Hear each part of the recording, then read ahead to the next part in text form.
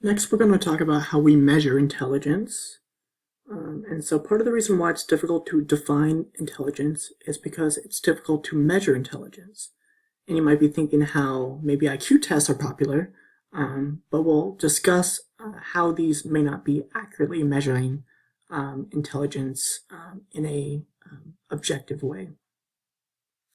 But the first person to standardize and normalize the IQ test was Alfred Binet, and he was asked by the French government to help establish an intelligence test to use on children to determine which ones might have difficulty in school. And it included many verbally based tests.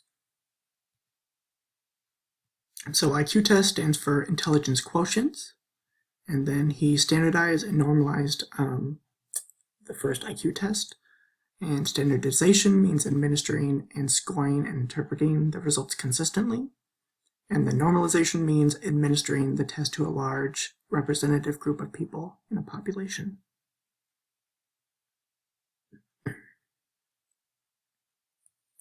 And then David Wilshire developed a new IQ test that included subtests of verbal and nonverbal skills called the Wilshire Adult Intelligence Scale, or WISE. And the WISE contains 14 subtests that comprise of 5 indices: verbal comprehension, visual spatial, fluid reasoning, working memory, and processing speed. And then when the test was completed, individuals received a score from each of these 5 indices, and a full scale IQ score was conducted.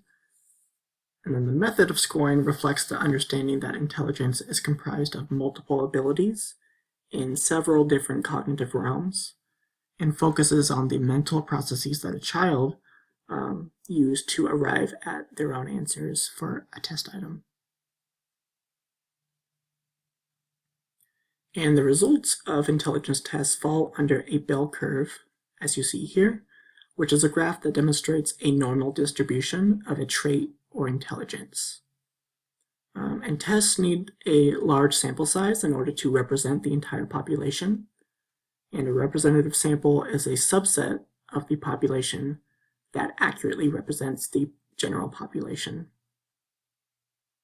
And then within the bell curve are standard deviations, such as you see here. So these little lines here, which describe how data is dispersed in a population and gives context to data.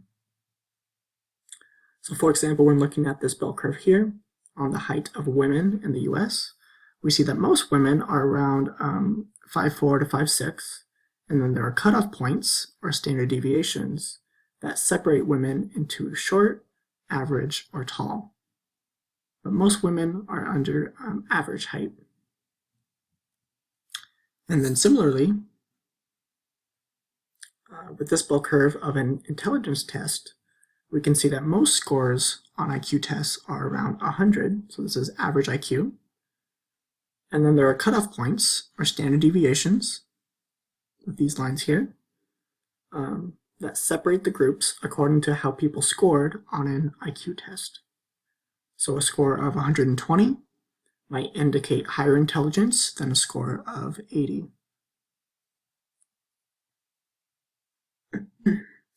And we discussed this before, talking about measures of IQ, but there can be benefits and cons or costs in measuring intelligence.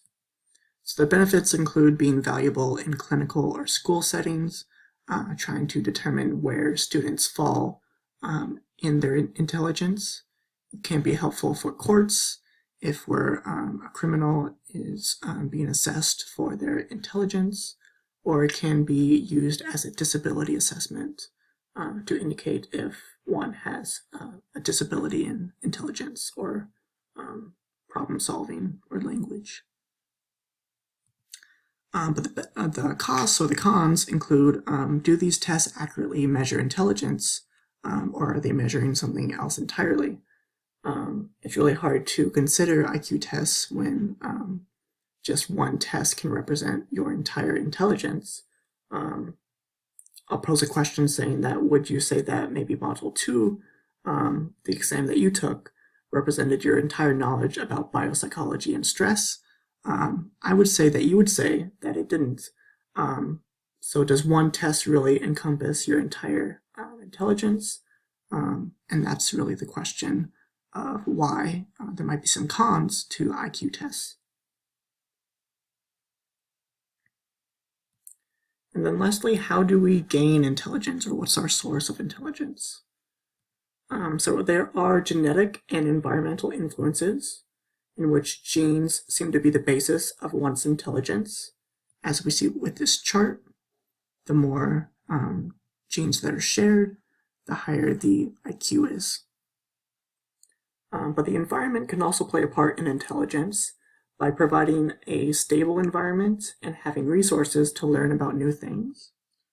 So I wouldn't say that genetics or the environment solely is a source of one intelligence, but it's a combination of both. And there's also the range of reaction theory, in which each person responds to the environment in a unique way according to their genetic makeup. And according to this idea, your genetic potential is a fixed quantity. So you're born with certain genetics, and then you either reach your full intellectual potential is dependent upon the environment in which you grow up in.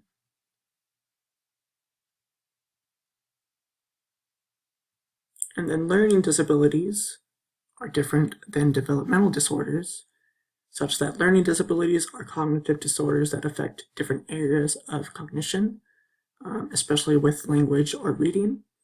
And then learning disabilities are not the same thing as intellectual disabilities. Learning disabilities are considered specific neurological impairments rather than a global developmental disability.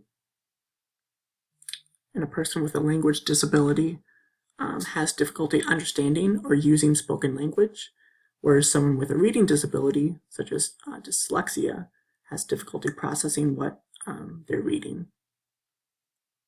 And then developmental disabilities are due to an impairment in physical learning or language or behavior areas. And these conditions usually begin in the developmental period, starting from a younger age, which may impact different day-to-day functioning and last throughout a person's lifetime, whereas a learning disability can be improved upon. And that's it for Chapter 7. Make sure you complete both the Chapter 7 text assignment and learning activity, and make sure you study for the exam.